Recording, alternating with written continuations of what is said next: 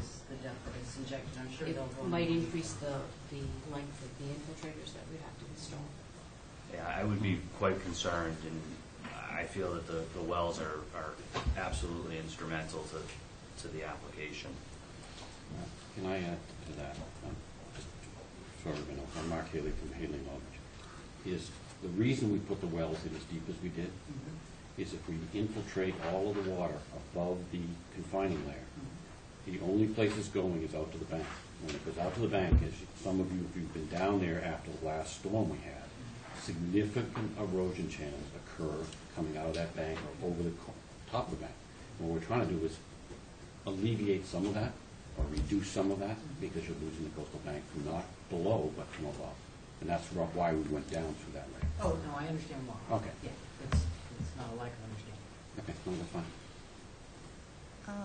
I guess I have two concerns. I'm still a little bit worried, and I guess this would apply to other drainage systems on island too, but of the lack of use of vegetation to try and mitigate at least a little bit of the water, with some created wetlands and swaling and things like that, because it is proven to work in a lot of other places, and I know it has its right place, but with a system that large, it would be nice to see some of that. And then my other question is concerning the wetlands, the bordering vegetated wetlands.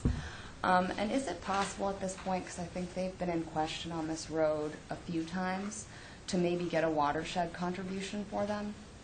Calculate the road contribution and the contribution of some of the lawns that vegetate. And I know I brought a hydrology book with me, and I didn't have time to go through all the formulas, and I'm sure as engineers you have them. But to maybe get some of that information so it's not even a question in the future.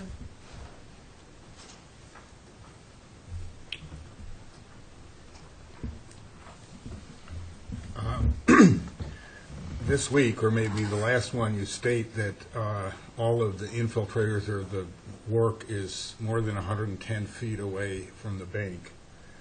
And today you say it's about 110 feet.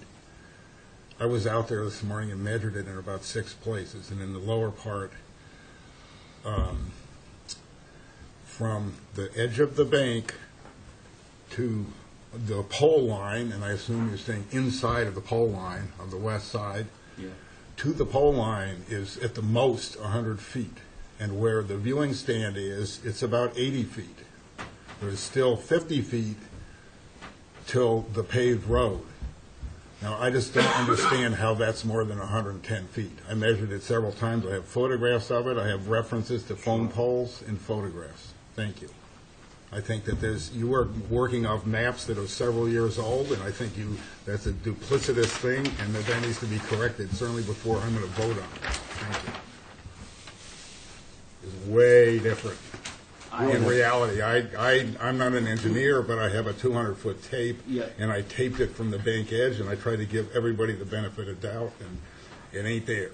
No, I'm not in any way trying to, No, I know that you're not, but you better go back and measure with a tape or whatever machinery you have. We're using, the base information here is from April 2014.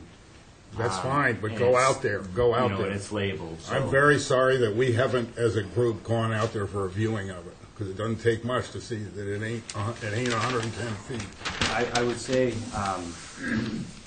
that's certainly information that we can update, but I think that regardless of what that distance is, that the system's going to be the same. In other words, that we're in the buffer zone, and we wouldn't do anything different no matter what. I still think you should correct it. I just don't know why you're giving us wrong information here. This doesn't lay out on the ground. I don't get it. We can update that. I get it. I'm not going to vote. I'm not going to vote for it, certainly, until that gets corrected. If a vote comes up today, I'm going to vote against it on principle. I'm not going to vote for something that isn't what it is on the ground. And I'm really sorry that the Concom doesn't have some other method rather than me going out there of obtaining stuff. We don't get anything from the town or SBPF on any of this. How much have we lost in the last year? I don't know. Do you guys have the information? If you think it's over 110 feet from the edge, You're obviously behind the time. Okay, I Thank you. understand. I wanted to ask a question about the change. You went from having, basically just understanding the infiltration depth of the chambers and the depth of the well. You went from 20 feet or at the very bottom to 10 feet on your infiltration? No, the 10 to screen. 20 on the The s- screen? Yeah, the screen used to, the original design had a 10-foot screen at the bottom tip of the well. We essentially extended that to be 20-foot high to be sure that we had the exfiltration capacity for the well within, a zone above the bottom groundwater elevation. The other thing that will do is from a maintenance standpoint, it will increase the longevity of that well, because if some sediment does get into the well, you can lose the lower 10 feet and you still have infiltration. I'm trying to understand it in a vertical sense. So you've got these infiltration trenches, and then you've got, I'm just trying to understand it from top to bottom, because I'm not at all, I This understand. might be easy in the second sheet, just even for this discussion, if I may. I agree that the stormwater control on roads, there's a lot of times we need to use it. I think it is going to reduce the pollution. What I'm concerned, and I'm especially concerned looking at figure 3 in your packet, where you show the perched wetlands. Right. The clay Take a layers. tape there. That 4 to 6 foot perched wetland, if you guys look at page 32. What I'm trying to do is make sure that we don't bypass and drain out these wetlands. I understand why you want to infiltrate them. I understand the top portion. So this is 3 feet deep right here? Or how Yes. deep is that? So that's what you would, on a normal road, you would have that infiltration, 3 foot deep. And that's pretty much it. You wouldn't have these long tubes. This goes down 4, so this was 10 feet, and now it's 20. Mm-hmm. And what is the distance from here to here? About 70 feet. Right. 70 feet. So you've got 3 feet of infiltration at the top, then a 70-foot Straw. encased. Think of it as a straw. Oh, yeah. I mean, I install a lot of wells, so it's, yeah. The PVC pipe that goes down 70 feet, and then the last 20 feet is going to be perforated, probably steel. Slotted attachment. So if water doesn't go in this 3 feet into these perched wetlands, then it's going to bypass until it gets all the way. And I understand engineering-wise why you want to do it, because you don't want breakout from the bluff. But then it's going to come all the way down to below the beach height, and then flow technically toward the Atlantic Ocean, probably pressing out. So that's the numbers, which if this was cut off right here, I wouldn't have any problem with it at all. And it might be fine with the other. I'm just trying to wrap my head around the endangerment of what is in our control. And I'm saying endangerment, the potential endangerment of this system and this system, these two wetland systems. Further north, when you're outside of the wetland system, then our only, technically, our performance standards would address any changes to the coastal bank.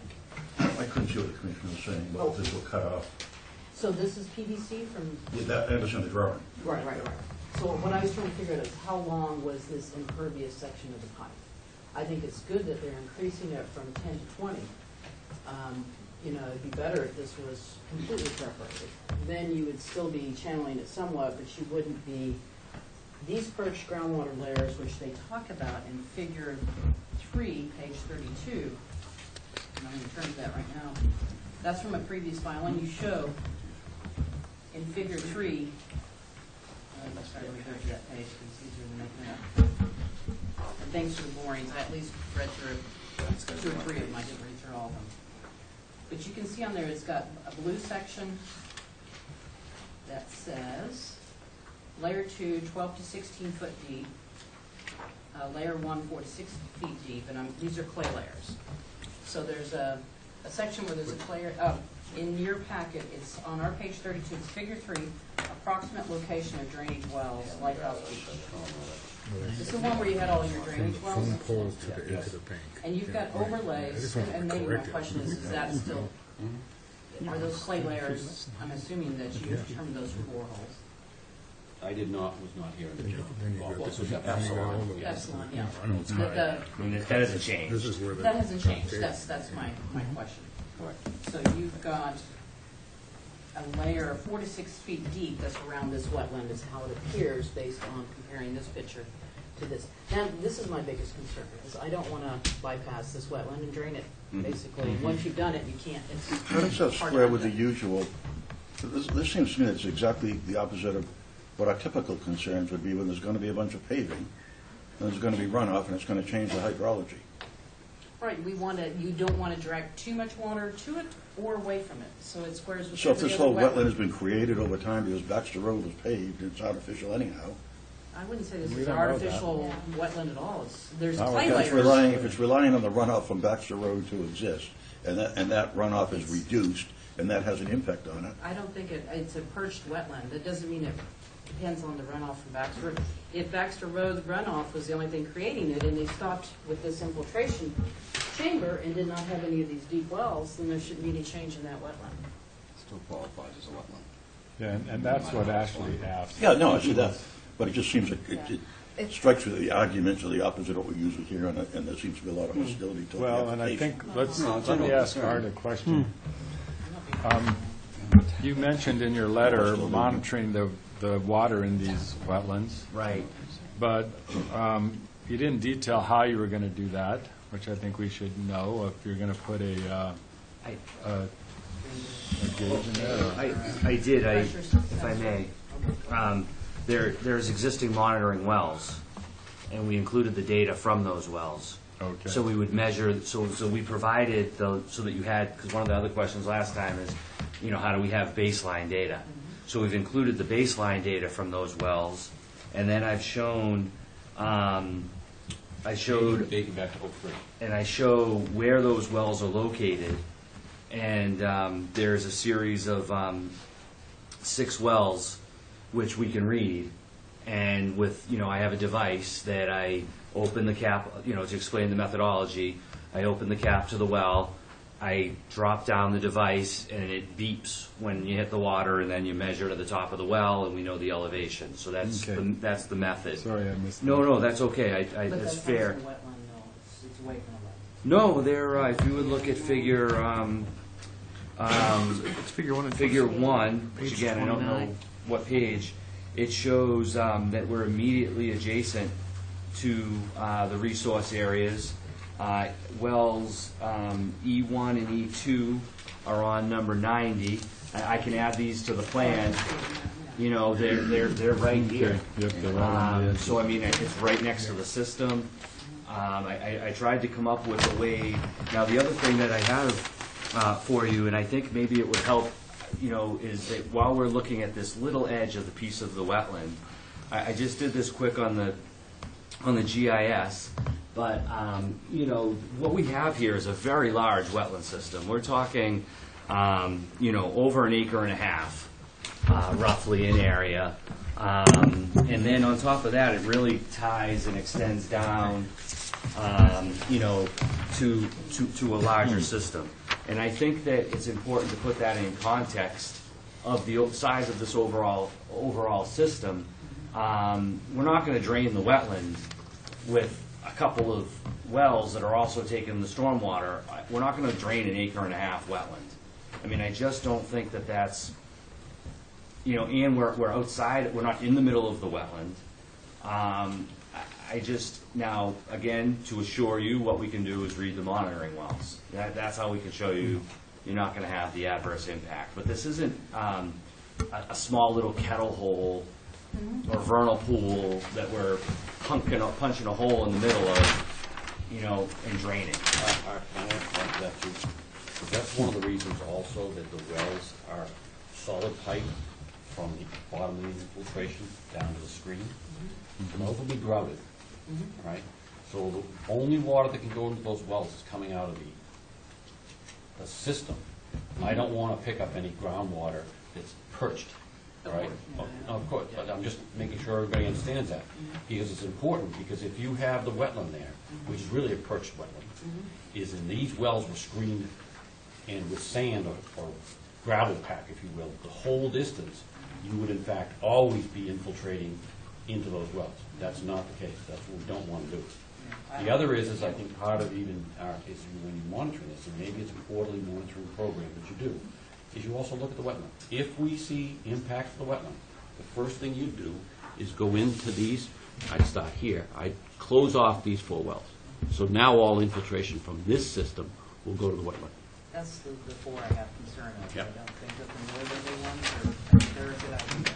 Could you show us those 4 down here?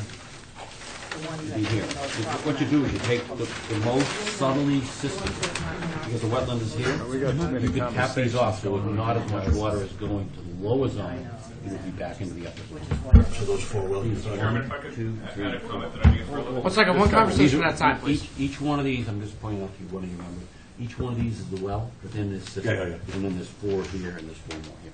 So if you saw an impact to the wetland, you would essentially maybe close off 2, and you stop the infiltration then from this gallery going deep, and it's now become surface again.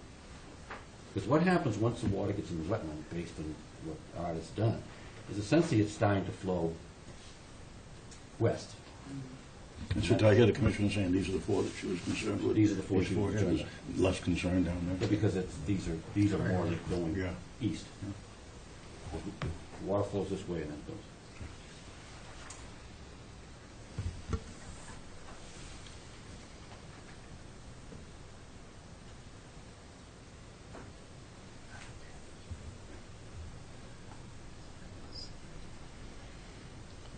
Do you have anything, Art, or? No. I mean, I think that, you know, we've heard at least some of the concerns, and why don't we hear everything that everybody has to Yeah, let's say? hear what the public And then we has can here. figure out where we'll go from there. Okay, anything from the public on the Baxter Road application? Yeah, Emily?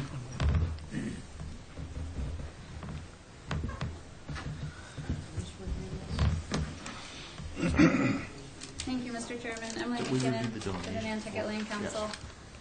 I appreciated the new information, and I've been sort of trying to digest it as well, and looking at the boring reports, which I'm not all that used to looking at and interpreting. But some of the concerns that I have been touched on, so I'll try to just move through them. I guess I think Mr. Haley just sort of touched on maybe that last conversation. Generally, what my biggest concern is at this point, and again, this is all relevant to the 2 vegetated wetlands that are adjacent to the project area and whether or not they're going to be impacted. And I definitely would agree that whenever there's a big storm and you drive out here, you can see that the sort of southern extent of this wetland, as it fills up, it all sort of runs to the south, and you can see it streaming right across Bayberry Lane, sort of down into the south here. So it is quite a large system, and it does seem like there's a lot of water from this area that kind of flows into it and then is carried to the south from the back portion of that wetland. So I think what I was trying to figure out from the boring information, and maybe you guys can just help me answer the question, is obviously the wells that are attached to the infiltration trench are going down through the confining layer, the clay layer. But I was having a hard time figuring out the depth, the actual depth of the trench and the gravel below ground, and where that falls in relation to the clay layer in the location of the trenches. So, like the boring reports that we were given, that we're provided with, I think that the closest boring hole of these, for the reports that we have, was B1, which was actually up on 87 and, you know, it's sort of eroded away now. It was out we see here. that down here?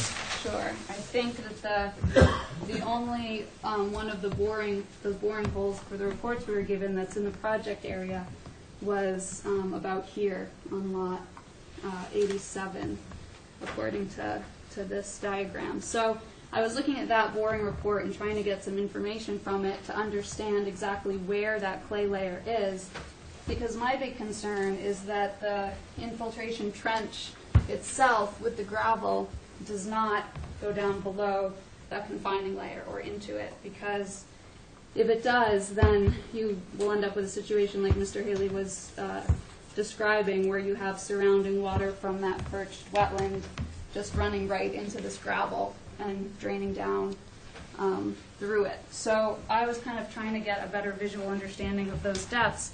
And I don't know, I hadn't seen the figure that Commissioner Oaktai saw at the bottom that sort of shows the old Epsilon report that talks about the depths of the clay layers, which is somewhat helpful because it sort of gives you an idea that they are around 4 feet deep is the approximate location in this area of the clay layer, but I don't really know exactly what information that's based on.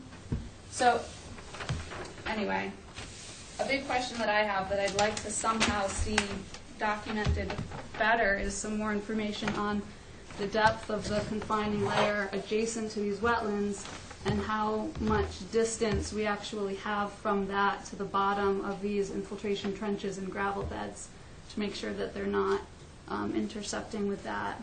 And then, let's see. Well, perform better too. Maybe it's just a matter of being shorter if they need to be to accommodate. I don't. She's asking kind of the same question in a better way than I was. The as far as the groundwater reports that were provided, they were also helpful, and it seems like wells 1 and 2 are sort of most relevant to the southern wetland. And the data that was provided sort of shows groundwater being between, I think it was,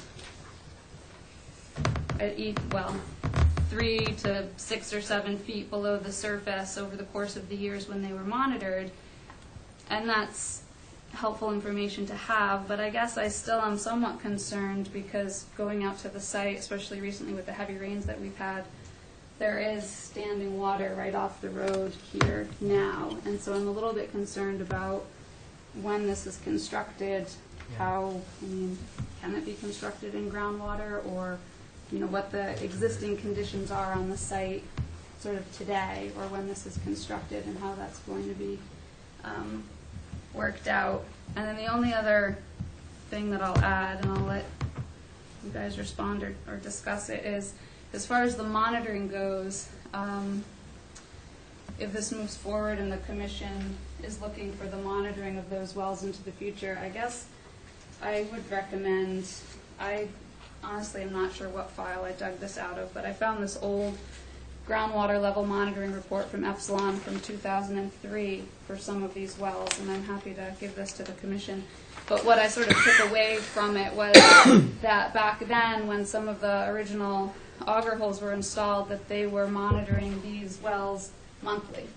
And it's obviously not difficult to put the tape down and take a groundwater level reading, and just doing that twice a year, I really question whether you would get enough information about what's going on with that wetland if you just have 2 readings over the course of a year. So I don't think it would be outrageous to ask for a monthly measurement or quarterly at the least, and maybe it's just a report that you receive twice a year, but I don't think it would be difficult to do a little bit more regular monitoring of those wetlands in order to evaluate any impacts. But my big concern is really where that confining layer is and how the trenches interact with it.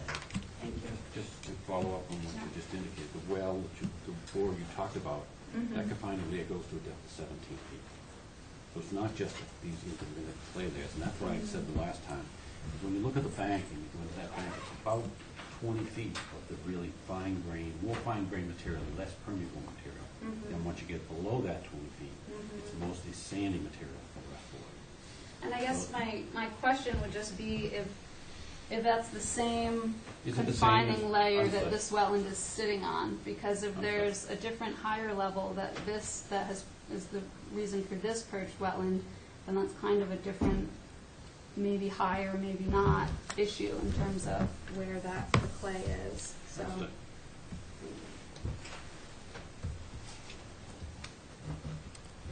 Anything else from the commission or the public? Yes, sir. Charlie Walters. I'm concerned about what the criteria are for determining whether or not this system is performing as intended. In the worst case scenario, if it's not performing as intended, then what do? You've got hundreds of feet of pipe in the ground. started off on town land. You take it out, what do you do? And whatever you decide to do, who pays for it? Well, I guess the first thing I would say to that, if this is a town system, this is a system installed by the town, maybe being paid for partially by someone else, but it's a town system, And it's approved by the town this board. commission, Correct. not the town in general, this commission in particular. So if Well, we you do approve it. approve this, then there's no order of conditions, are you specifying what the criteria are for whether or not it's performing as intended? Well, not that it perform as the engineering is intended, but that we specify what we need to protect the resources we need to protect. So we would specify more if it was performing not as intended, as in draining this wetland or affecting the hydrology or any other interest that it wouldn't matter, well, it would matter to the town if it wasn't actually keeping runoff off the road, but we'd be more concerned about whether it was adversely impacting the wetland or not. We'll require reports on a regular basis to keep our eye on it, and then if it's not, Then what do you do? then, well, we bring them in and we discuss what we can do to either remedy the situation or, under probably from everybody's opinion, maybe end up removing the system if necessary and going back to the way it was. Okay. But he might be able to answer, when we were Yeah, talking you about can going cap off the offline on wells. these southern ones, what would be a decommissioning pathway if you had to? Okay, then what I said is if we saw impacting the wetland, which is your resource area, the first thing I would do is I'd start taking out or capping these wells. And we're gonna have access to the tops of these wells so they can be flushed out in the future. So you just cap those off, so now there's no infiltration there, all the infiltration now is within the first 4 feet, which is similar to what you're putting in other parts of In the other places? So essentially, you capped off all 12 wells, you have a system that you have all across the island. But it doesn't, it protects potentially the wetland resource, but it doesn't protect the coastal bank resource, which is also should be protected by your commission. Because the runoff from this street is impacting the coastal bank. I guess my concern is potentially having hundreds of feet of pipe in town land that's doing, I don't know what if this is going to be sitting there indefinitely. And if you do want to take it out, it's not clear to me on who's paying for it. I think there's some pipe in there right Take now. it out. that's- I'm sure there's a lot of stuff in there, but is that what we want? Thanks. Anything else from the public? Yes, Deanne. Mr. Chairman, I just have a technical question. Could you come up and speak in the mics, please, Deanne? Yes. And I'm sure this can be very simply answered. Says, the well installation may need to meet EPA underground injection control permitting requirements for stormwater introduced into a sole source aquifer. Our recommended next step study below would identify if UIC permitting steps are required to construct the system. So I don't understand what that is, and I gathered from testimony from the last hearing that you are looking for approval for the entire project, not just for a first step test well, and then the installation of the rest of the project. Right. That would be a subsequent permit that would be needed from DEP. So while the letter that was included was an initial recommendation of how we could go to size this, what we've done is to go for the whole system. And then, again, the order of conditions requires that all other permits are also obtained before installation happens. So we would file what's more of a registration process with DEP for UIC's underground injection control.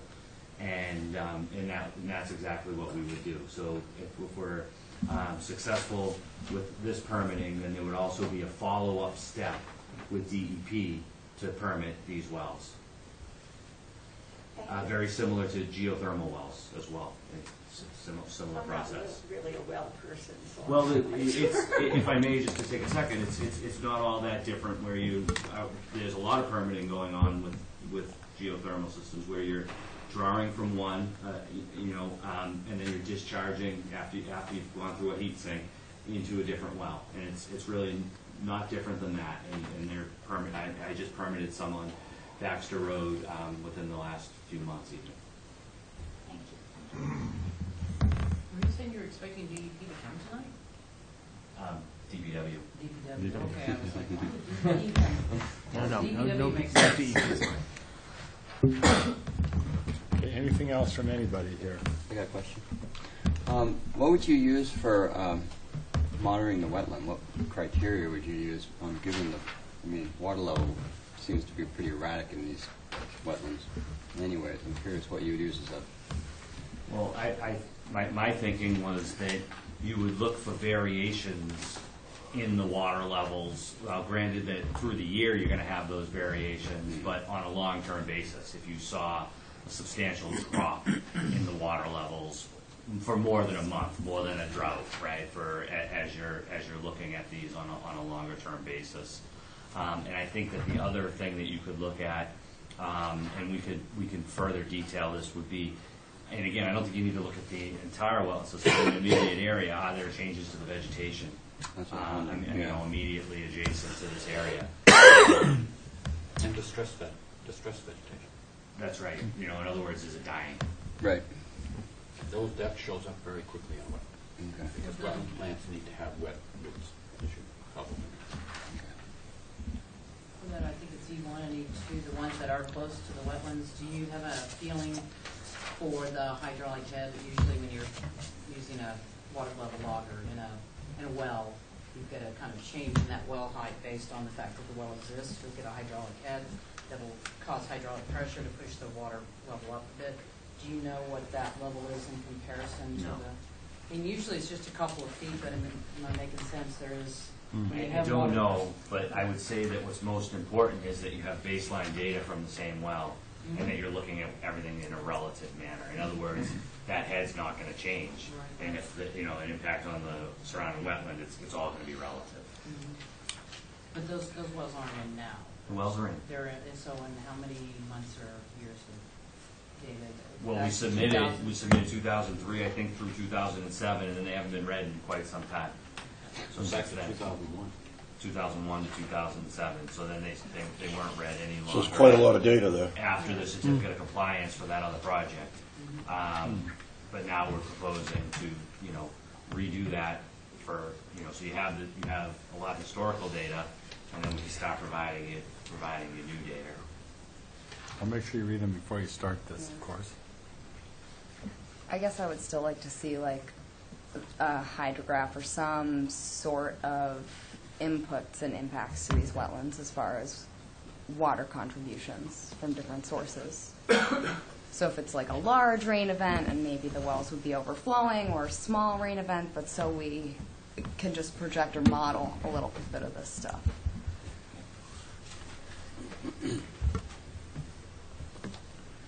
Well, anything else? Any other concerns or thoughts anybody has? Let's get What's them the on design, is there a designed life of this system? Like, it's a big impact on the road. I mean, it's going to cost money. I don't know if nobody said whether the town or SBA who's paying for it. I would see it as a long-term capital project that I would expect to be there for many decades. Well, in the track record of what's happened there, that hasn't happened with anything really. So I'm just wondering. Thank you. Like I said, I mean, if the bank continues to erode, which it may or may not, I would think it probably will, but at what point would you have to think about removing it? Like whenever the road is closed down, then you would remove them, or is that a concern? Is that? I guess that would come down to the same sort of criteria as whenever the town is going to decide to remove any appurtenances in Baxter Road. Again, I don't think the town is going to want, the first thing that would be at risk would be a catch basin, right? So you still have, and at that point, you're at the road, and now you're talking about essentially from erosion with this, go falling over the bank sort of a thing. And, again, I think that would be incumbent on the town at that point to be removing, asphalt and concrete structures. It wouldn't be, the infiltration facility itself, but, you're gonna, first, it's really just those 3 catch basins that you'd be talking about on that side of the road. I think The town has a plan for erosion on Baxter Road, and there's posts out on the easterly side. And when the erosion gets to those posts, it's 25 feet to the paved surface. We At don't that see point- those when I go out there. I think we could use a lot of flagging out Dave there, from where your Zero systems looks at are, those the edges of the wetland, plus And the, I can send you the data. He measures them on a weekly basis. And once it gets to that point, then our engineer has told us that the road is no longer stable. So we have to start moving to the west. The first thing that we're going to be doing is moving the pavement to the west. So as you all know, there's a significant amount of encroachment of hedges and so forth in the right-of-way. Those will have to be removed and the road moved over. And the road will actually be moved over on top of these. And at the point where that is no longer stable, when we're within 25 feet of that, then we'll have to look at alternative access. And just like when somebody's house is in danger of eroding and going over, they have to remove the house and all of the piping and so forth, we're going to be required to remove the pavement and all of the piping. The electric company, the phone company have all been coordinated with us when we're going to have to make changes. They also are going to have to make changes. They have some buried utilities on the easterly side of the road that are going to have to come up out of the ground. As you know, Bob Gardner is working on getting water off of he's actually on the easterly side, fortunately the sewer's on the westerly. But he's going to have to move his before I have to move. Well, I think you said that these infiltration changes would not impact moving utilities or the road. That we're not backing you into a corner as far as moving, because this road will have No, to move. we find that infiltrators in areas at the low spots tend to get quite a bit of sand, and we actually have to go in and completely remove them 10 years or so. And hopefully the structure itself is stable enough to return, but gets new gravel and new wrapping so that it continues for another 10 years. So not the erosion. Design line. well, also, I think that's the first I've heard of actually physically moving the road and paving it further west. No one else has stated that anywhere. I won't guarantee you I'll pave it. Well, that's just the first time it's been brought up. It's been said that it wasn't going to happen, partly because of the wetlands. How wide is the right-of-way there? Well, there's competing interests here. There is the group that wants Baxter Road to go away, period, and then there's the group that wants to have the access. As a practical matter, the town can only work within our legal right-of-way. How wide is the right-of-way? 60. Thank you. But it sounds like then 10 years is the effective lifespan for this, before you have to at least go through and dig it up and replace the gravel. And Yeah, it could last longer. Yeah. Yeah. Well, And if because the we're erosion going were to with just storm scepter continue? system, I think you'll get a longer life, because typically these systems fail because you get sediment in the system. That's why we went to a higher tech storm scepter to in fact remove a lot of the sediment to allow these to work It longer. does extend. Well, yeah, there's a few storm scepters around the island, and we have so much sand that still tend to get silted up, so, But that's with O&M, you Right. need to do it more than once a year. yeah, It probably ought to be done, twice a year, yeah, it's hard or to or tell. 4 times a year, if you have your own system to go out. So as we talk about speculation about in the event the erosion continues, and if the road goes and the erosion continues, and we get back to the edge of this wetland, what happens then? The wetland drains over the bank? Probably, yeah. So everything that we're concerned about, the possibility of happening by the changing the elevation of the water there in the perched wetland happens anyways? If that wasn't. Yeah, and like, think landslides when that sort of thing starts to happen. Yeah, I feel if that like- wetland's yeah. still there in 10, 20 years when the bank is to the wetland edge, then yeah. Then And that all goes anyhow, yeah. Yeah, so. Because the reason, I mean, I don't raise that facetiously. I raise it because we bumped into this before when we've reviewed things with legal counsel. We talk about the various interests that we protect, and the whole concept of storm damage, the function of the bank of storm damage prevention. And if a project proposal to intercept some of that water and something that is exacerbating that is helping that interest that we protect. And I think that sometimes we get here, we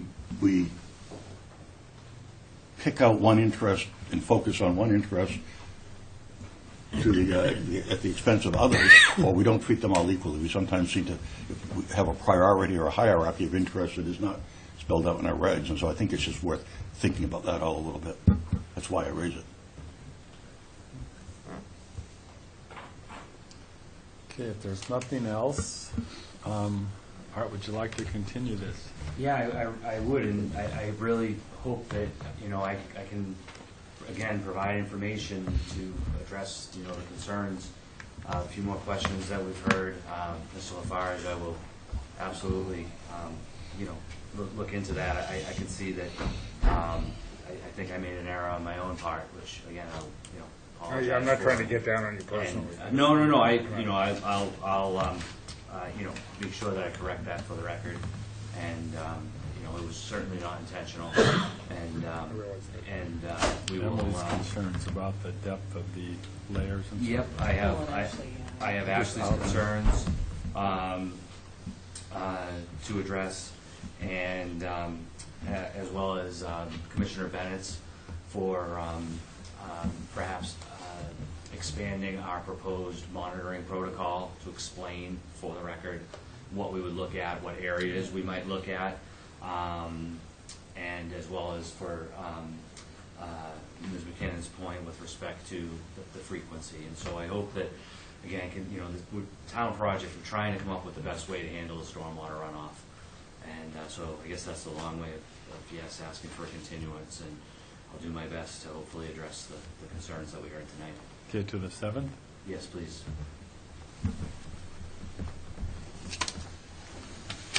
I suppose it's safe to say the DPW does know about this project. Like when we look at what standards we're applying, what always comes to mind is when the commission a few weeks ago erroneously issued that certificate of compliance for work in proximity to, where work was done in proximity to wetland, and the standard that we applied was that the DPW knew about it. And I thought that was sort of interesting at the time. I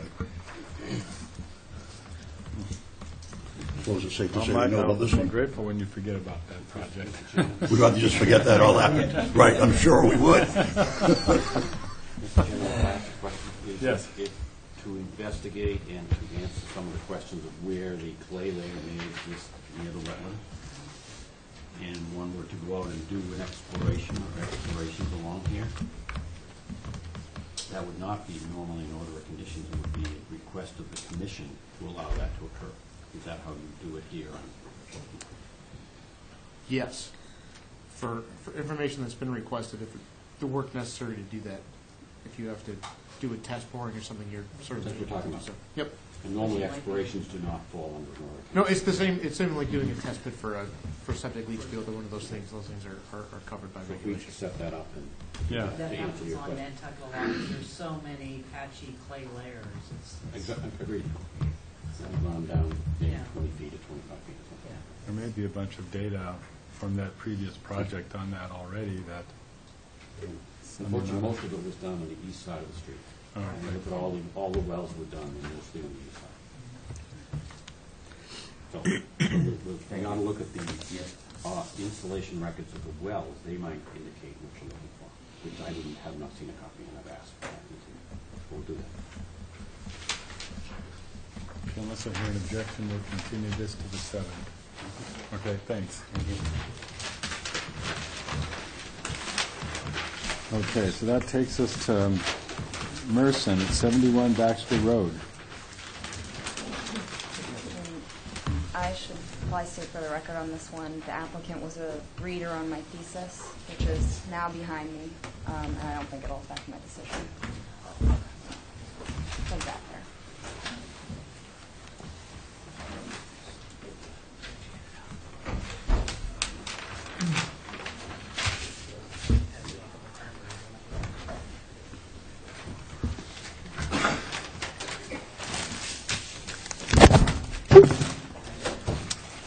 How did these end up right in front of me? We know you were, You guys know my phone? you just passed them down. That's fine, I wasn't there to pass them down. Sorry. Go ahead. Sure. My name is John Merson, and my home is at 71 Baxter Road. I did not expect to be before the Concom requesting permission to do work on the bank. I feel a little bit like the character Pogo in the comic strip by Walt Kelly, who says, "We have met the enemy, and he is us." My neighbor to the south at 69 Baxter Road installed beach grass and netting on his portion of the bank. And the contractor who did the work extended the work about 10 to 15 feet to my side of the bank. When I noticed this, I had two concerns. First, that there was work on my part of the bank that hadn't been permitted, and second, that it might cause some end scouring, and it does appear that that has happened, although it's hard to attribute it to end scouring versus other natural causes. My neighbor apologized. He offered to pay to install the same kind of beach grass and netting on my portion of the bank. And I've since found out that my neighbors to the north plan to do the same thing. So I thought it was best for me to apply for permission to put this beach grass and netting on the bank, and that's the application that I've submitted.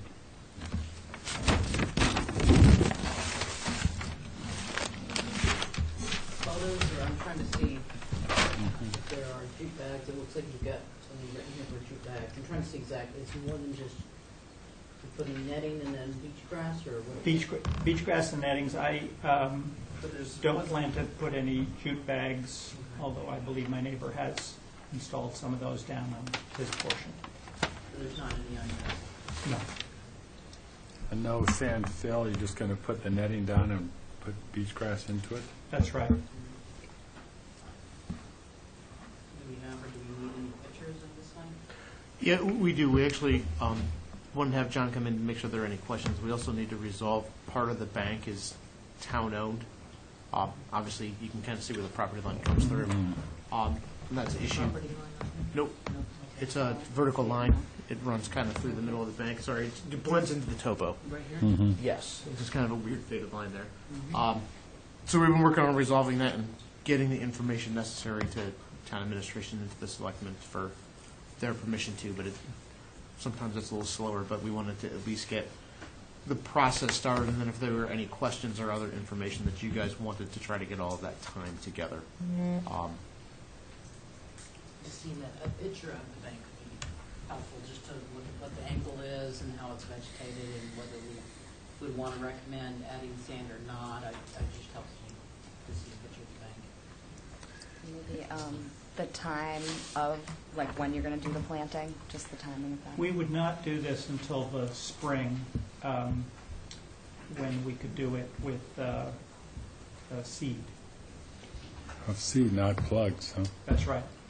The plugs are much more expensive and riskier in terms of their survival.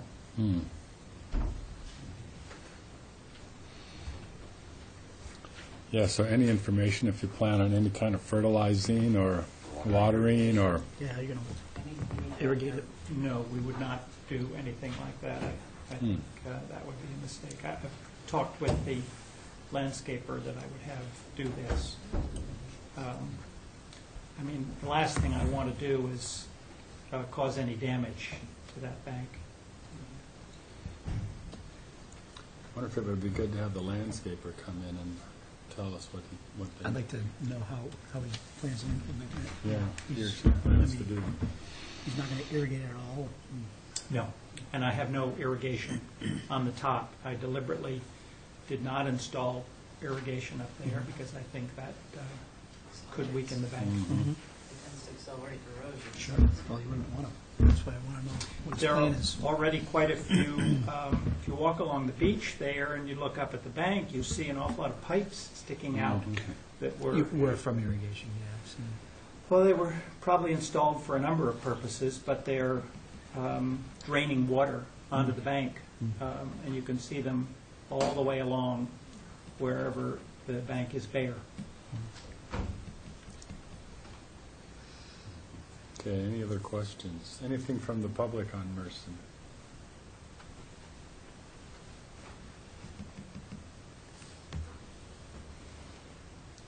Okay, so I guess we need a little more information, so, Richard, do you understand what information they've asked for? Yes, they do. Perfect. and then you have to request that we continue the hearing until our next hearing to bring back that information to us. So I make that request that you continue this. Okay, unless I hear an objection, we'll continue this to the 7th. Okay, thanks for coming in. Thank you.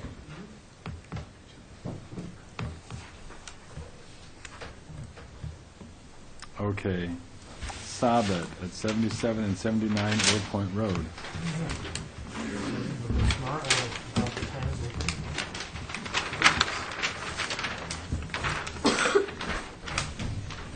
An extra copy. Brian Madden from LEC Environmental, representing the applicants, Bijan Sabet and Lauren Sabet. Just a quick refresher.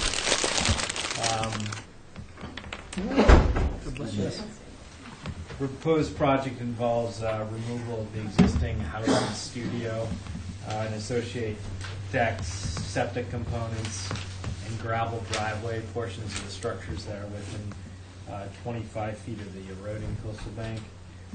And the reconstruction of a 320 square foot porch, a studio with a wraparound porch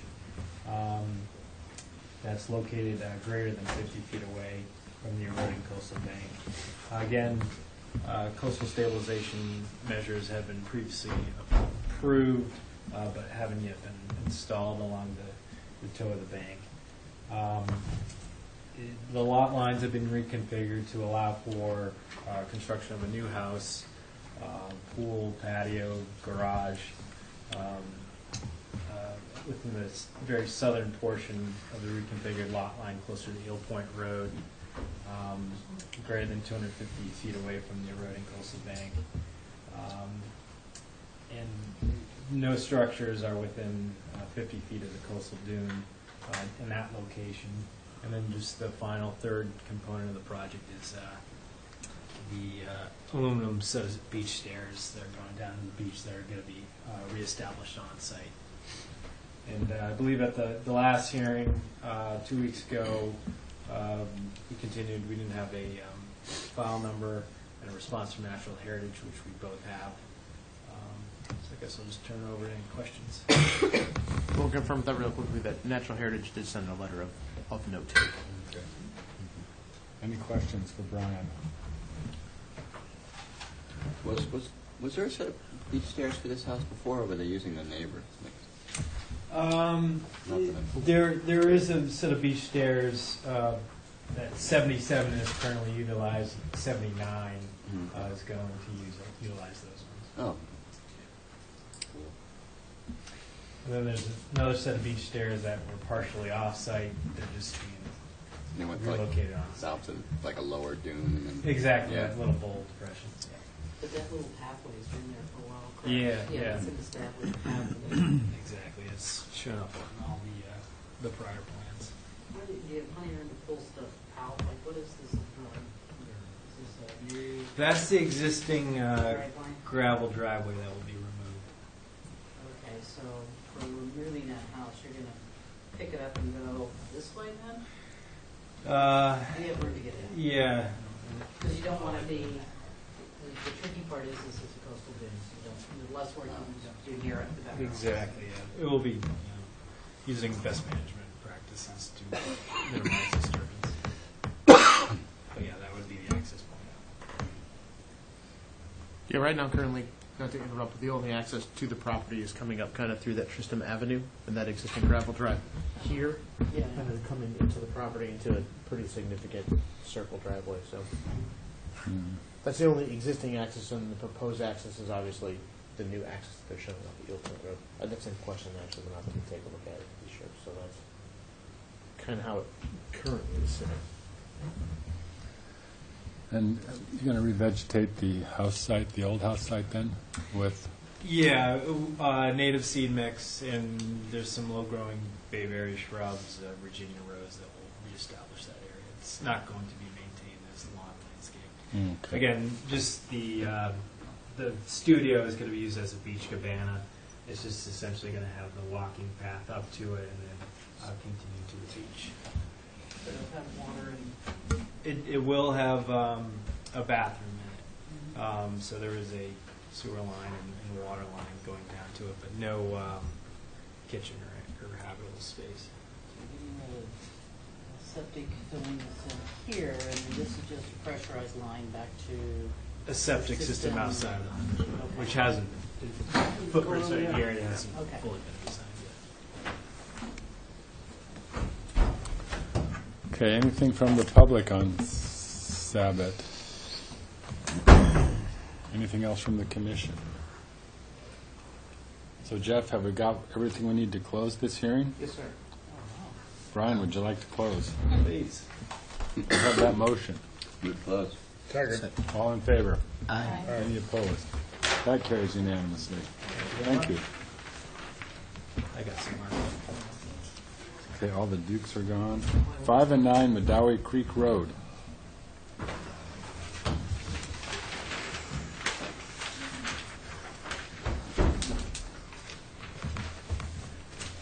Good afternoon. Brian Madden from LEC Environmental Consultants, representing the applicant 5 and 9 Medowie Creek Realty Trust. This project site has been before you a few times in the last year or so. Back in 2013, we had got the wetland boundaries approved and received an order of conditions for the shared driveway with the wetland crossing through the ditch, the existing ditch out there. I think maybe half of you have been out to the site previously. In this component, this notice of intent is for construction of a primary dwelling, cottage, detached garage, a pool, and patio area. All the proposed structures are located outside of the 50-foot buffer zone. No waivers are required as part of the project detail. This is part of a pretty comprehensive natural heritage review, which has been completed, and we do have a no adverse effects determination in the record that was issued for the notice of intent. I guess I'll just turn it over to questions at this point. There's a lot going on here, so it's maybe a little bit difficult to follow, but just for frame of reference on the aerial photograph, it's the primary dwelling is basically in the central portion of the open field area. The secondary cottage is down in this lower little hollow field area. Any questions for Brian? Where's the road coming in with these, the proposed road? The driveway? Yeah. So that driveway, real quickly, just to catch up, that was approved under a previous order of conditions that focused specifically on the access to this portion of the lot. It had a little wetland crossing that's there. Yeah, we had, at that point, only in time had shown the potential max development footprints that were approved by Natural Heritage. This is all working within those confines. No, real quickly, not to hop in, but the one change really that's really noticeable from last week to this week, and I apologize if you said it, is the original proposed fence for the pool crossed that 50-foot, and that was the only portion of the project that required waivers. That's since been changed, so it does not cross the 50. So this project no longer is requiring waivers to any of our performance standards. Anything from the public on 5 and 9 Medawi Creek Road? There's no ongoing, the Mass Natural Heritage conditions or anything like that. We actually received a letter from Mass Natural Heritage where they kind of relied upon their previous permit determination, so they don't have any other comments to add for this project. Yeah, just some ongoing conditions. There's habitat management requirements along the open field for the rare plant. Yeah, I remembered you had some Exactly, kind of, yeah. management plan that you had adhered to. Exactly. Nothing in the new project precludes you being able to do that. Nope. Is it St. Andrew's Cross out there? No, it's Sandplain blue-eyed grass. Oh, okay. It's a pretty substantial population, actually. Jeff, do you have to refer to that in our order of conditions instead of zone? I think the prior order of conditions had referenced the management. Yeah, it kind of falls in that category for us of, in our regular order of conditions, that all other applicable permits need to be obtained before work. So that would be their permit from natural heritage to be included as part of that. And a lot of that work that is covered by that permit from natural heritage is outside of our immediate jurisdiction. So they're incumbent to maintain that as well. If there's no further questions, Brian, you ready to close? Yes. Jeff, do we have everything we need to close the hearing? Yes. Move to close? Second? All in favor? Aye. Any opposed? That motion carries unanimously. Thank you very much. Thank you.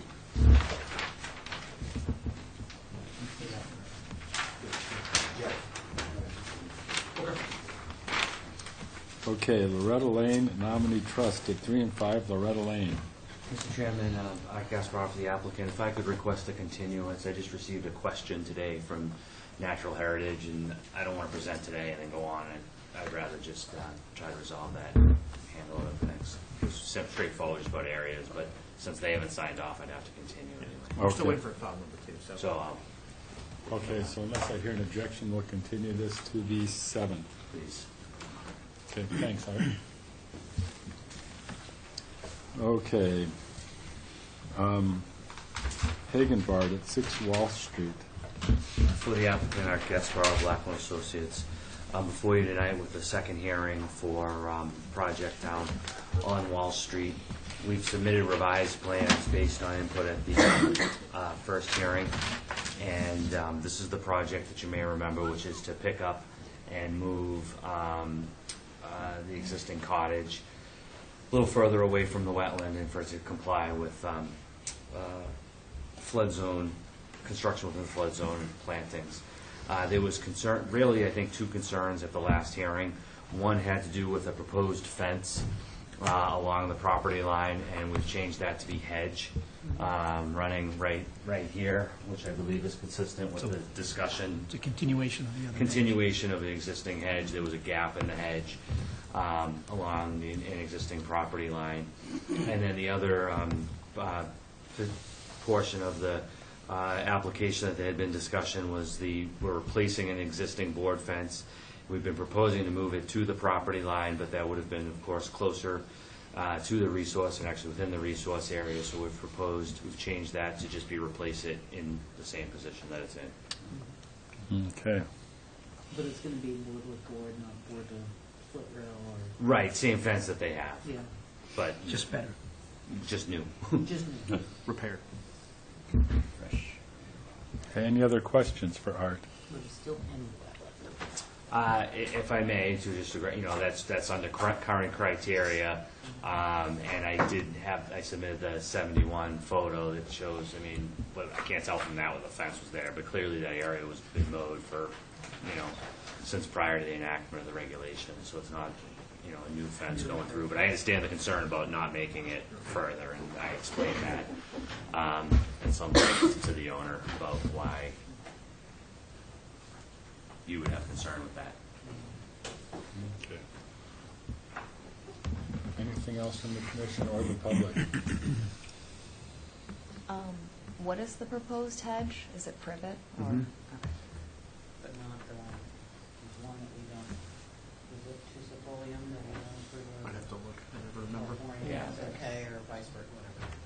there's only one that's sold. Is Yeah, the you one can't that get you the other want. one. Right. So I sort of stopped labeling it all the time. It's approved. Yeah. Okay, so if there's nothing else, you ready to close, Art? Yes, please. Jeff, do we have everything we need to close? Yes, sir. Move to close. Second. All in favor? Aye. Any opposed? That motion carries unanimously.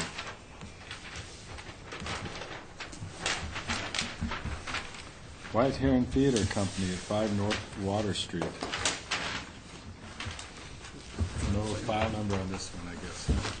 Huh? No, we tried today. We're trying to get on with that file number today. and it just didn't happen. She opened the package, saw the stormwater report, and said, "Ooh, not today."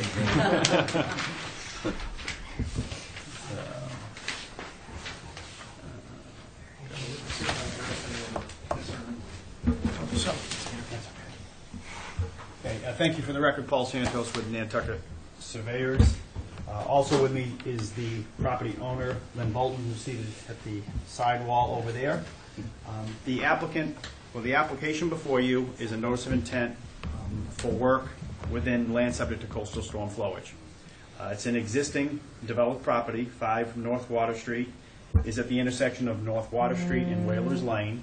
It is an existing structure that is located on North Water Street with a smaller structure located behind it that acted as a real estate office and some different commercial uses over the years.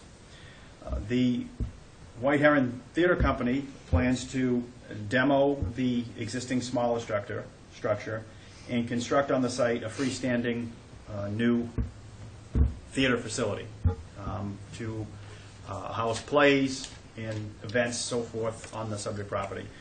You may be familiar with the property itself. It's the area where the tent had been set up over the last 2 seasons, where the white tent had been set up and plays and productions had been run out of that tent.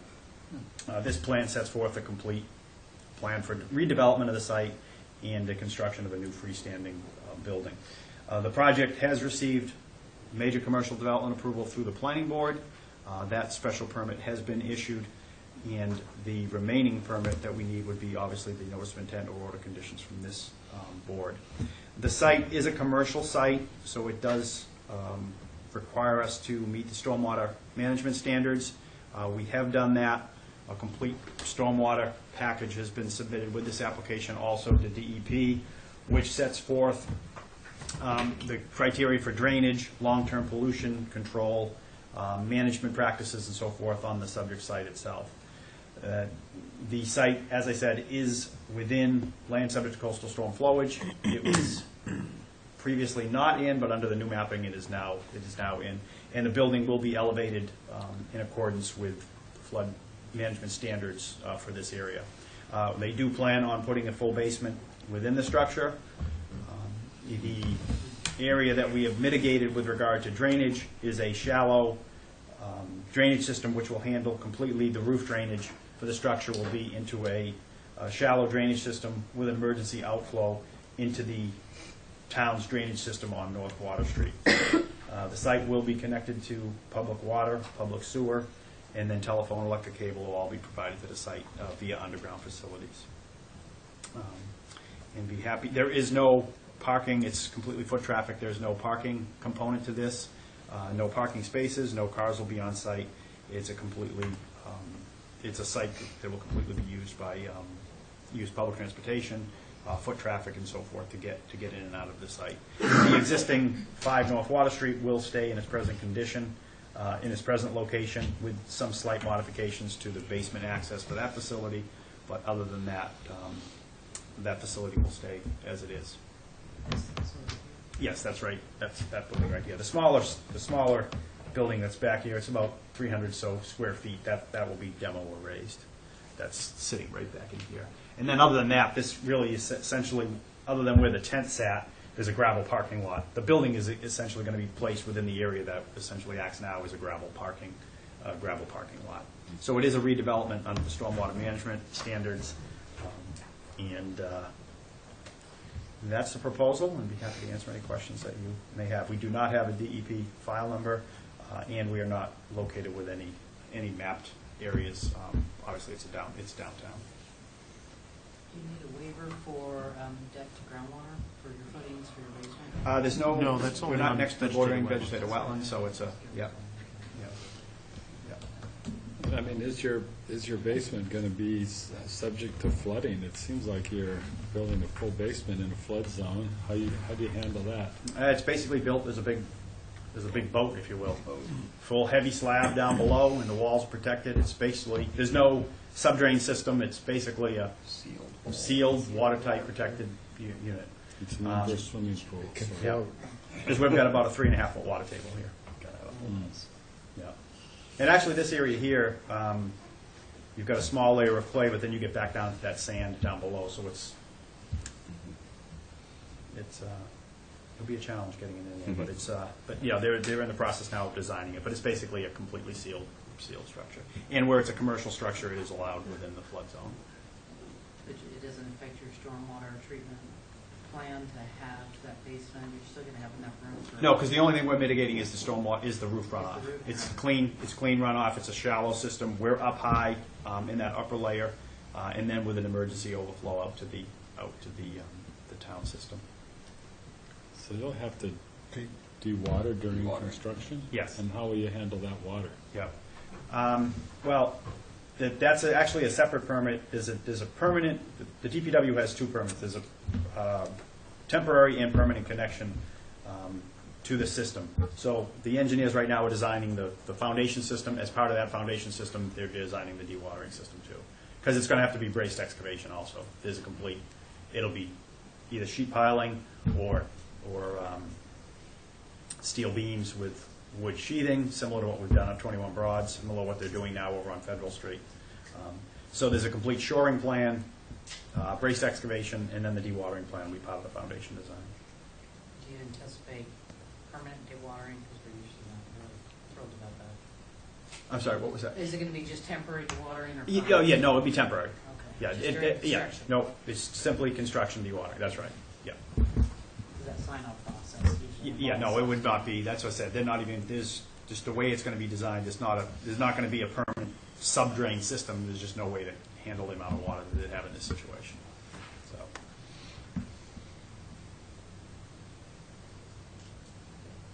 And grade's pretty much staying the same. It's not a site that has to be elevated significantly to get away from the flood zone.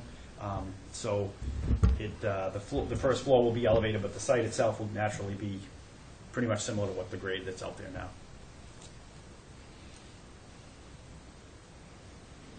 Anything from the public on the White Heron Theater Company? Public has pretty much abandoned us. Well, anything else from the commission? So no file number. Paul, do you want to continue this for 2 weeks, or, I mean, to the 7th? Yes, please. Okay, thank you. Unless there's an objection, we'll continue to the 7th. Okay. Now, Steve Cohen, trustee at 35 North Beach Street.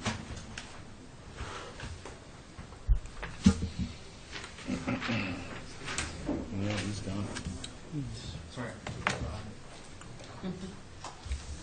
Hi, Bob Emack for the applicants at 35 North Beach Street. Before you is a proposal to construct a small addition to an existing single-family dwelling, inland subject to coastal storm flowage. Also, they're raising a section of the roof, but there will be nothing changed at ground level. So that the addition that's right here is right here is about 100 square feet. And it's going to be built on a crawl space foundation. There is an existing porch where the foundation is now. It's got a roof, and so it's not a substantial change. That's about it. Okay, any questions for Bob? Anything from the public? Okay, unless see, we don't need file numbers or anything on this one, do we? We have all the information Yep. we need. Is there? Okay, would you like to close, Bob? That would be great. To have that motion? Move to close. Second. All in favor? Aye. Any opposed? That motion carries unanimously. Thank you. Okay, 62 Holbert Ave LLC at 62 Holbert Ave.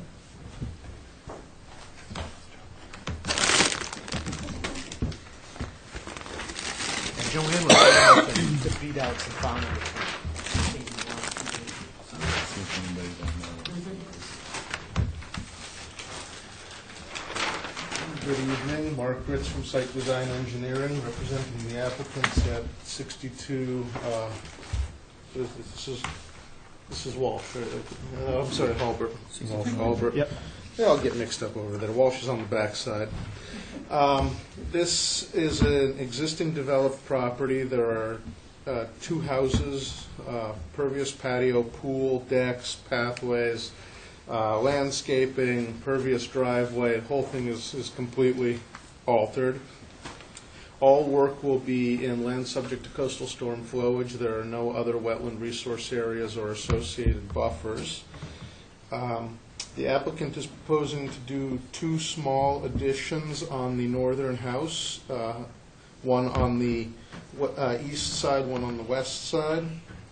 The addition on the west side will be a small mudroom that will have a full foundation, much as the foundation previously described. It'll be basically a bowl that will house the mechanicals for the house, and that'll be it. Then there'll be a small addition above that. The other work that they're proposing to do is they're proposing to convert an existing deck into a 2-story deck that will actually have a smaller footprint than the deck that's there. So it'll just be a deck at the current level, with the second story up above it for access from the second floor of the house. No additional grading or landscape alterations other than restoring, any landscaping disturbed while the additions are being put in. That's pretty much it. Any questions for Mark?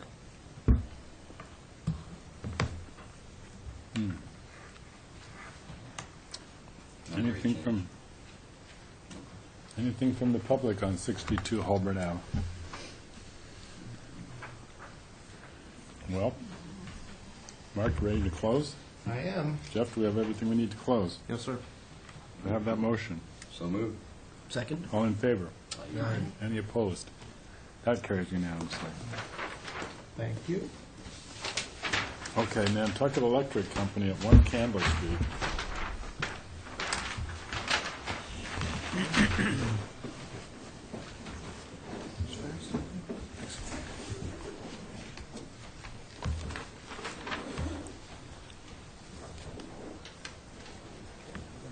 Big plan. I have I questions guess. for you guys. Jeez, Carrying on them all tripod over from the now. mainland. So I'm setting it up if you don't mind. Sure.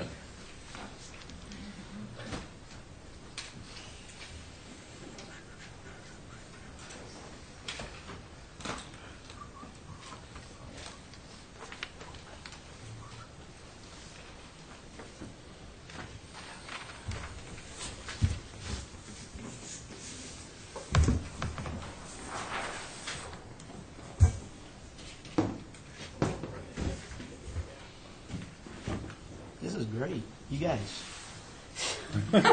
See this? Sorry. Come on. It's like the big city. This is great. That's what scientists want to struggle with. A couple Yeah, tripod, there's everything go. tripods. Hey, One in you've every got alley. to, everybody's going to see it. On the ferry, they're like, "Who's this art?" I'm like, "No." Should be. Hi, I'm Melissa Kaplan with the BFC Group representing Nantucket Electric Company. As you all are aware, climate change is continuing. Research is continuing to show that sea level is rising, storms are worsening, and areas are becoming more prone to flooding. In fact, the Boston Harbor Association has a report called "Preparing for the Rising Tide" that suggests that people should start implementing future protections for flooding. So National Grid, or Nantucket Electric Company, is taking a proactive stance to protect their several substations in Massachusetts and Rhode Island, including this one. As part of this project at the Candle Street substation, They're proposing to install HESCO bags about 3 to 5 feet high around the infrastructure, around the majority of the substation yard. The HESCO bags consist of a woven geotextile liner that's filled with a sand fill material that provides like a stable, they interlock, and they provide a stable flood barrier. As you can see, the only resource area here is floodplain, which is land subject to coastal storm flowage. There's no other resource areas with the exception of Chapter 91, which we are going to get a minor mod for that. The protection measures are short-term. They're proposed for 3 to 4 years until they come up with a more permanent solution. Some of those permanent solutions range from putting a permanent wall or raising the infrastructure or even relocating. And I'm not saying that's an option here. There's not a lot of places for it. It will occur in 2 phases. The first is the HESCO bags being installed with strategic openings left open for access. Phase 2 is a mobilized response about 72 hours before an incoming large storm or flood event. They will come out and basically plug in the holes with more bags. The material for Phase 2 will be stored in this little area here. It will be enclosed and covered in something like a Connex box or something like that. The work is in a previously disturbed areas of the substation within their fence. As I said, it's in land subject to coastal storm flowage. As you know, there's no performance standards, but best management practices will be utilized to ensure minimum impacts to the area. Because it's a utility project, the project can be considered a limited project under 310 CMR 10.247B for the construction, reconstruction, operation, and maintenance of overhead public utilities. As I said, the work will occur within the substation yard, a previously disturbed area. Impacts have been minimized to the extent practical before asking issuance of the order of conditions. Questions for Melissa? Anything from the public? Couldn't see it. Oh, well. She's getting rid of a swivel tripod. Are they filled with Got a water? plot in top? They are filled with sand. Just sand, they're not like not a slurry mix. No slurry. Good. Does that work? It's an interesting thing. Well, interesting project. Well, it Like will to see them allow lift that building. you guys to have electric if there was a large storm to come, so that's important. If there's a storm coming in, they plug those things. Are there entrances in and out of the building still? They're sealing the building as well. I don't know about the doors, like if the door can be opened, but I can't imagine anybody would want to be in there to open or close the door, so no. So when the storm's done and it's receded, they'll come back and remove the bags from the holes, put them back in the storage unit, the storage area. It's kind of funny, after 200 years, you're still at the sandbag stage. Scales Yeah. Scale. These are what it High-tech looks like. sandbag, basically. Fancy. Yeah. I'm just thinking about that's our electrical utility there. Emergency workers might need to get in that thing or get out of that thing. Well, that's the You'll figure it out, yeah. Yeah. I'm sure they have a plan. They go through the chimney like Santa Claus. Okay, well, if there's no questions, Jeff, do we have everything we need to close the hearing? Yes, sir. Do I have that motion? So moved. Second. All in favor? Aye. Any opposed? That motion carries unanimously. Thank you, guys. Thank you. Okay, you got off easy on your first appearance. Boy.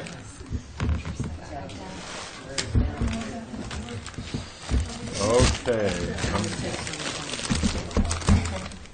These are awfully good. I will not be taking tribute home, so people need to. I might take a couple of Pass those these home down to for everybody at the other They're end. on the way back. other members. Yes, at 8 o'clock. Well, send them the cookies then. Okay, public meeting, amended order. Negative, thank you. MVP Realty Trust at 13 C Street.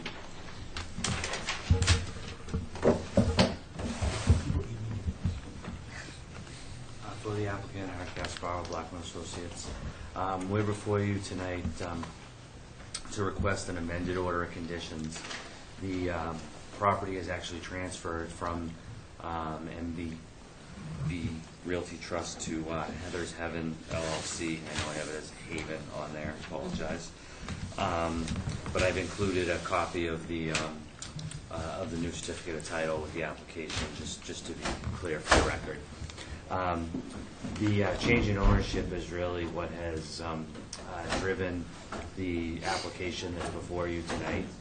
There's an order of conditions for a new structure on this property, and the new owners have worked with the new architect to come up with a plan that meets what it is that they would like to build. And that's what we're before you tonight, is for those changes. The work's proposed within a buffer zone to a coastal bank. There's an existing structure shown in grayscale on the plan with the deck, which is located within even the 25-foot buffer zone. Shown as a dashed line on the plan is the previously approved structure, and then shown as, which is per the order of conditions that's current, and then shown as the bold line is what they're currently proposing to build. You can see that the general configuration of the structure is very similar between what was approved and what's being proposed. There's essentially a twist from what was approved. It's all set back quite a ways from what exists there right now. And the structure is proposed slightly further away than what was previously approved. I've also included a chart on the bottom of the plan that provides comparison of existing structural areas with current proposed structural areas. And you can see that within the 25-foot buffer zone, all structures being removed for a net reduction of approximately 330 square feet. And then within the 50-foot buffer zone, they're going from 702 to 505 for almost 200 square feet of reduction. And so again, I believe that the project is very similar to what you previously have approved. And again, on a lot that's currently, it's all proposed within lawn. This is a stable coastal bank along Hither Creek with a dune and a salt marsh area along the base of the bank. I don't see any adverse impacts from this proposal as related to the interests that you're charged with protecting. And with that, I'd be happy to try to address questions or concerns that you may have with the application. Any questions for Art? I just want to make sure the dotted line is what we approved before, which over here at least Yep. looks like it's behind the 50, and now it's going to be ahead of 50. or am I- Right, but here you can see the dashed line is out here, but we're further back. So again, that's sort of a little bit of a trade-off. So it's trading. It's trading, so that the net area is still a reduction. So when you did these calculations, it wasn't from all the way beginning, it was from the... No, it was from pre-approved. original. It was from original. Oh, so it was all the Yeah. way back to because originally you had the same kind of numbers. That's right, and I revised them from original to currently proposed. But how much is the change from... Oh gosh, I couldn't just tell you right off. I mean, to me, it doesn't, all of this is reduced, right? So you can see that this whole area is no longer structure that was closer. And then this piece is increased. It still looks like a net decrease to me. This versus this. But you also got the decks. So. And the deck. I'm sure it's not a big deal. I was just trying to Yeah, I point mean, that out. I think overall, right. I think overall, if you're looking at existing conditions compared to what's ultimately going to be built, but that's the most important criteria. That's what we need to evaluate that in terms of resource impact. So any other questions? Anything from the public on Yes. others, Kevin, or, yes?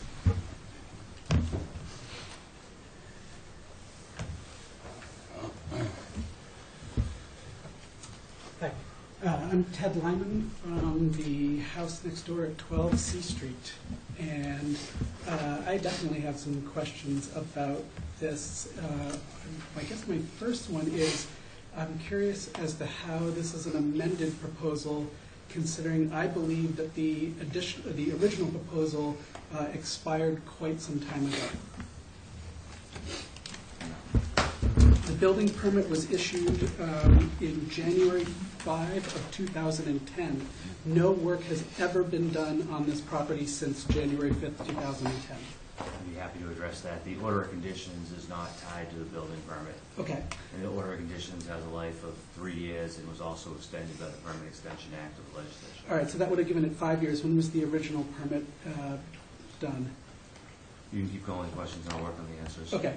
So, It's a valid order. my concern is that this actually is a new structure. The structure is significantly different than the other structure. While the footprint may be very similar, it is not similar to what was approved before. I guess one concern I have is that the impact to the area is significantly greater than is shown here to that of just the coastal bank.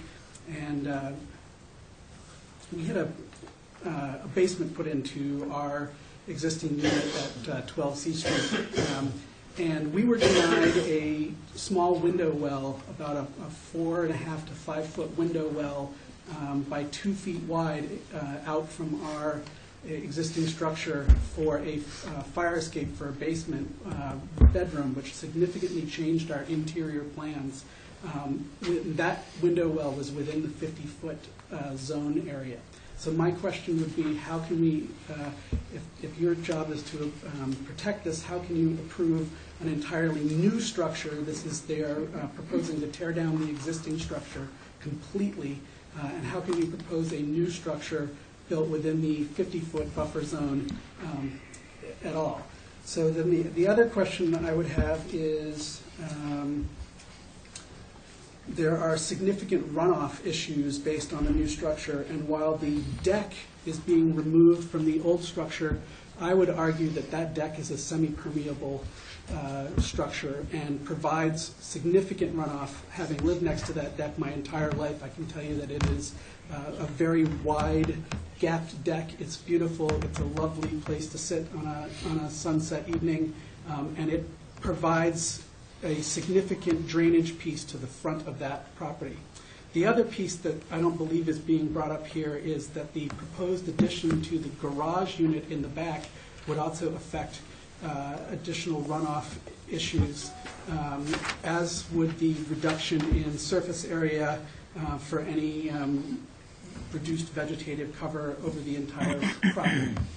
And I guess the last piece I have, just to throw one more into the mix, is that the septic system for this property, which sits on the back of it here, was rebuilt, I believe, in 2008 on the condition of the sale, and is only designed for a 3-bedroom house. The new house is considered by the plans to be only 3 bedrooms. However, it has 5 bathrooms, and they're proposing this new guest cottage next to it. And so I would question how that works. The other interesting piece is that the unit here at 6 Tennessee Avenue, they have an easement over that entire yard area, and so I sort of question as to how new septic could be fixed and built to accommodate a 5-bathroom home with a guest cottage. So, and that may or may not be you guys, but it's one of the things that I would be wondering about. So, I think I can address some of those pretty easily and pretty quickly, not to interrupt Art.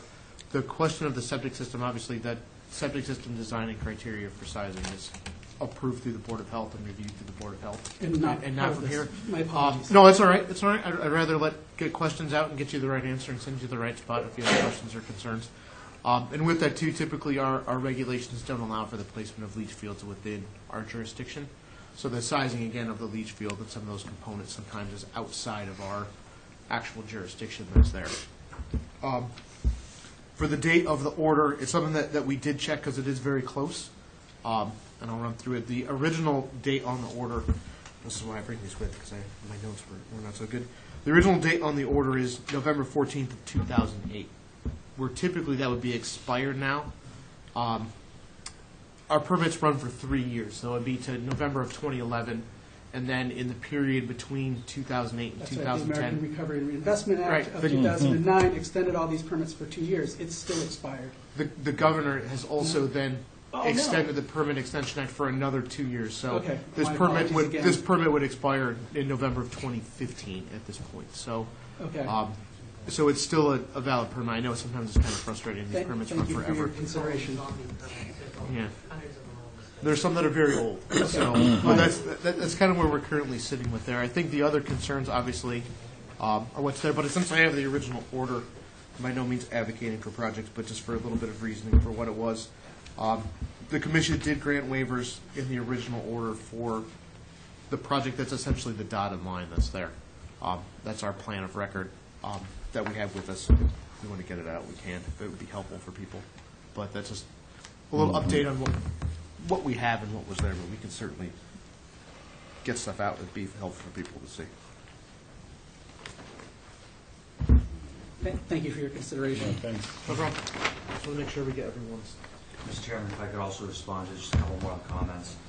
With respect to the garage structure that's out of the jurisdiction, it's beyond 100 feet from the top of the coastal bank. So the application before you is strictly related to really, what I see as a slight modification of a structure that there's a permit for right now. And it's just, a tweaking of the design by a new owner. In terms of runoff, I would, point out that you've already allowed essentially the same amount of area that's already been proposed, yet some, distance back from the coastal bank. Again, it's a heavily vegetated coastal bank. I just fail to see where you're gonna, directly to the interests that are protected here. I don't see an adverse impact that's likely to occur. Is this new deck permeable? Yeah, it's a It's deck. just a deck, yeah. Boards. Yeah, I guess I'm just curious about the difference of the building structure from what Art is saying is previous. I mean, Well, it's I've known Art for a number of years now, he's previously absolutely right, but- previously permitted. So we've permitted a new structure on this lot already, and now Right, they're, which had a previously extraordinarily large deck. well, no, And not the old structure that they're removing, but an entirely new structure. is It already- had to, the building plan had to include the old structure. While you may have originally permitted for that, which again, this is going to go against my argument, but while you may have originally permitted for what you thought was going to be a new structure, it was not, in fact, an entirely new structure. It had to have included the old structure to completely, per the HDC plans. And so, and I know that doesn't affect the HDC isn't you, but the deck piece there, which is very large in front of the house, is included within the part that you approved before. We're looking, it I don't might know about that. No. be helpful to look at the, I know that the previous iteration, because of HDC issues, had taken a piece of that house, but from the environmental point of things, I don't see any difference. It's The HTC structural approval area. is not Mhm. a concern or a performance standard that we have to. right. That's something for applicants to have to resolve their permits between their design for what's permittable for all. And if you see at least the plans we have here, this looks like almost the exact same footprint gone, like That's correct. It's just 2%. that I find that misleading because the other plan includes that large deck and. To it's not remain, shown to there. stay there? Sorry? The other plans require, approve the deck to stay there? It wasn't being removed, is what I'm trying to say. But yeah, we're mainly looking for it to be pulled back from the coastal bank, and it is being pulled back. Aesthetically, we don't get to I totally understand. say that. Okay, let's see what Art's got there. For the record, there was the previous approval from last time, and it's the bold line is all structure. And it matches this line. Here's the porch, and and actually not, I think we can all understand what's Yeah. going on. Yeah. Yep. So that deck isn't included on this, I don't see it. No, the deck is. No, Right. it's all just structure. Right. And I will say, we actually, the commission in '08 granted that removal of the existing deck and structure, and the waiver that was granted for the project was a net benefit for the increased separation of the existing, of the new structure to the coastal bank. So at least that's what's written into their decision. Any more questions? Okay, Jeff, do you have a recommendation on this? I recommend this is an amended order of conditions. So do we need to close the hearing and issue the order? Yep, you can do that all at once if you so choose. You can close and issue. Do I have an order, a motion to close the hearing and issue the So moved. amended order? Second. All in favor? Aye. Any opposed? That carries unanimously. Thanks, Art.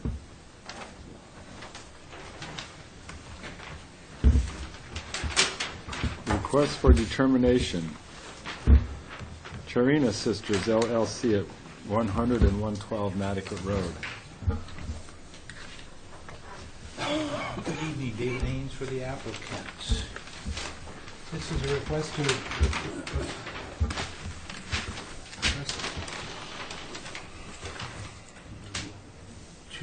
have the commission verify the wetland boundaries that have been flagged and are shown on the plan. Bruce has gone out and reviewed it, and all the flags that were tied, he agreed with. However, we did find a very small, or he found a very small isolated wetland right in this area. It sort of shows up on the aerial a little bit better. It's 3 bushes and some sedges. I think it was mowed at the time that I did it, but we flagged it. We did have oxidized rhizospheres in the upper 12 inches, and so that would meet the criteria. We have flagged it, and we are in the process. It may have already been surveyed this afternoon, but we do not have it on a plan. The other thing that Bruce called out is there is an existing path right along here, and this is right along the wetland boundary. It's right through here.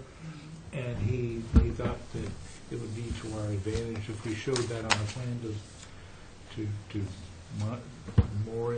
show that it was there. And there's also a stone wall in there, just so that everybody knows what's on the property.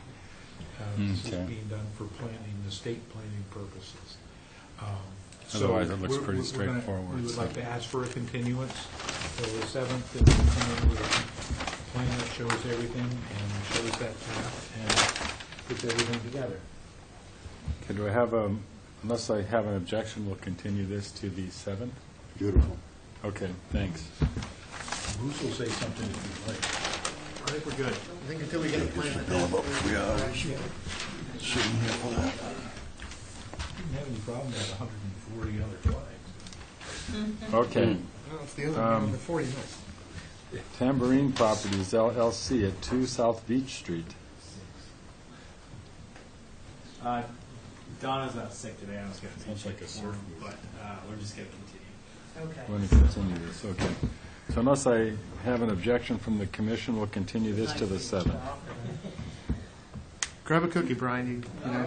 Yeah, for Yeah, your succinct presentation. That one rates cranberries also.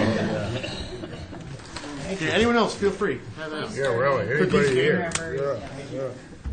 Okay, so now we're down to certificates of compliance. At McHugh, 26 Western Ave.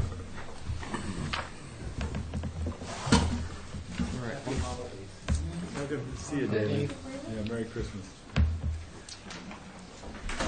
Real quickly, I'll just get up the plan, get up the paperwork. So we can kind of see. All right, so this was a project. This was for the removal of an existing brick patio and the construction of a first-floor porch and second-story deck on that existing structure that's there. So upon our inspection, kind of comparison of the plans, everything was built in substantial compliance with the original order, and I would recommend that we could issue a certificate of compliance. So moved, Mr. Chairman. All in favor? Aye. Any opposed? That motion carries unanimously. Now we have a reissue for timbers at 155 Pulpus Road. Yeah, this is my fault, Mr. Chairman. I made a mistake on the Oh, page no. that you guys signed. I checked the wrong box. So, We just have to re-sign a page. we just have to re-sign it. I had checked the partial box instead of the complete box, and then the registry and the attorneys all had a meltdown. So, You can't just white it out well, they get weird about it. So, Well, in that case, we better do the certificate. Do I have a motion to reissue the certificate? So moved, for- Mr. Chairman. Second. All in favor? Any opposed? Okay, that carries unanimously. sometimes it happens. Okay, that takes us down to orders of conditions. Oh, I do have some drafts. There'll be some extra drafts in there. I got a little ahead of myself drafting stuff. Yeah. I just need to hand them out. But there'll be extra ones in there. I drafted pretty much the entire list in case we wanted to get started on other things if we close them. So, like the first one that's there, you guys can just ignore because it's kind of a start on the drainage project.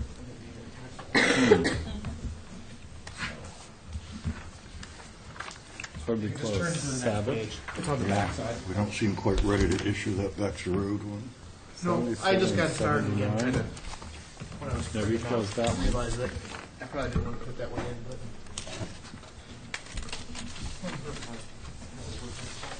Even our DPW doesn't know about it. Okay, so this one is that Farrell Sabbath? at 77 and 79 Mill Point Road. Yep, it's actually the applicant that we Oh, have listed Sabbath. is Sabbath, but the property Sabbath. owners of the Farrells. So it's for the redevelopment of that site.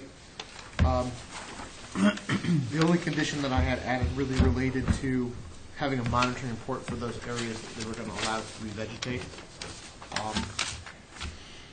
Other than that, it's kind of a pretty clear, the waiver they applied for was net benefit, and they're kind of retreating all their structures away, so I couldn't really think of anything else.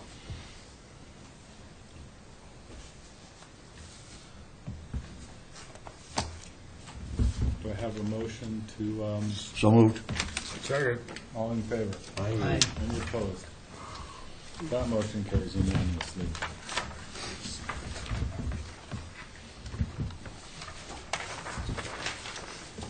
Okay, the Dukes, oh, that all continued, didn't it? Yep, they all Everything continued, okay.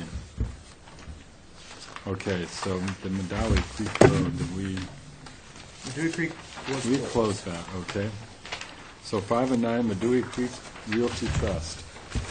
Yep, so the only condition I had added, there's a pool in that plan, is that pool be drained and discharged to an area outside of the jurisdiction of the commission. But other than that, they had removed that waiver component for their project, and they pulled the fence inside the 50. So other than that, I was. Looked pretty straightforward there. Here's your drafting. All in favor? Mike, wait, Mike's got a question? Well, just one observation, Mr. Chairman, which is,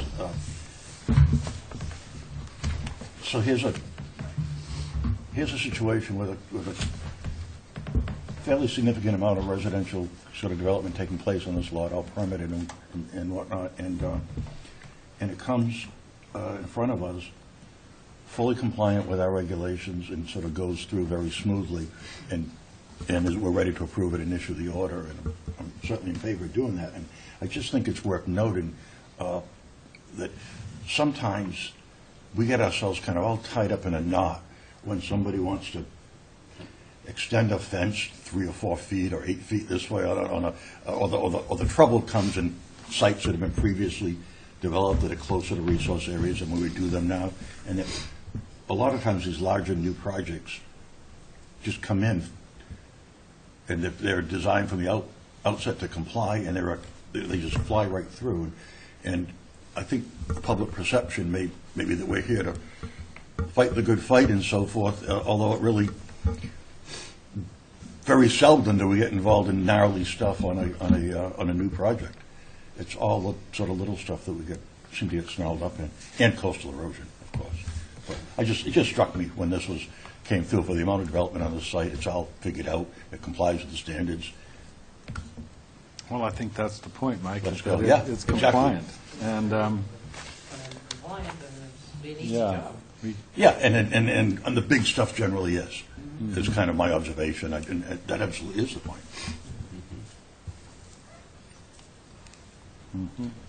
Didn't mean to slow anything down. So there was a motion and then a second, so. Okay. So all in favor? Aye. Aye. Any opposed? That carries unanimously. Okay, Loretta Lane nominee Nope. trust. We No, can we skip didn't. that one, That we one's get the continued. file number so we continue that one.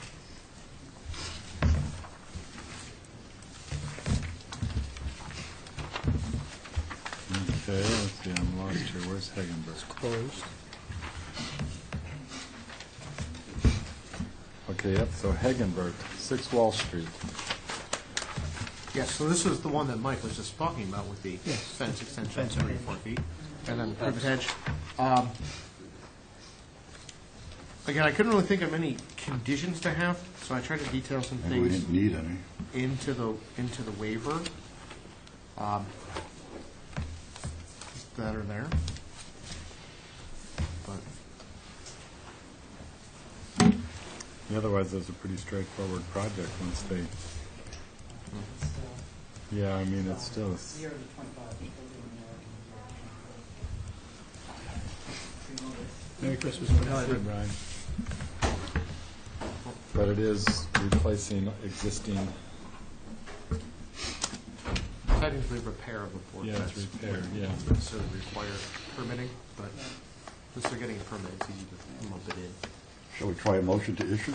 I think so. Do I have a second? Second. All in favor? Aye. Any opposed? That motion carries unanimously. Such wishful thinking. 5 North Water, No. let's see. Well, Nope, we didn't not get that that one one. before. I have big hopes. That's, Yep, I don't. Again, blame Joanne you. in the office pushed Christine for like the last 2 days to get file numbers and got a bunch of them, but there are a few that just didn't make it. So. 35 North Beach closed, huh? Yes, this is another project that was for those, the one addition and then the kind of the second floor expansion within the flood zone. There are waivers for it, obviously, and I had nothing. Yeah, they're pretty straightforward, so. There's no grading proposed or anything. Do I have a motion to issue as drafted? so moved. Second. All in favor? Aye. Any opposed? Motion carried unanimously. Nope. No, You're missing the no problem. file number. And then we closed Nantucket Electric. Yeah, that's kind of amazing. Yeah. And we got 62 Holbert as well. Yeah, 62. What's the next one? Did I miss one?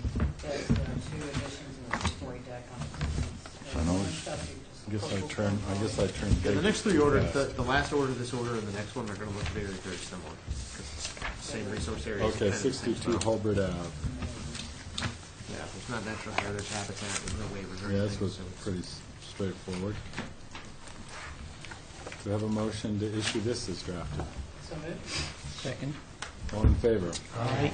Opposed? That motion carries unanimously. Okay, now the electric company. I'm sorry, I didn't have any conditions, but it seemed pretty straightforward once I kind of figured out what was really What they happening. were doing, yeah. Story, Yeah. I just took a little research to figure out what all that stuff was. I haven't really seen it that much before, so. No, this is Yeah, a a new lot of one. downtown Boston's doing the same thing. UMass Boston's involved in that thing before. Could you make it out of jute? Make it out of jute so it has to fall apart.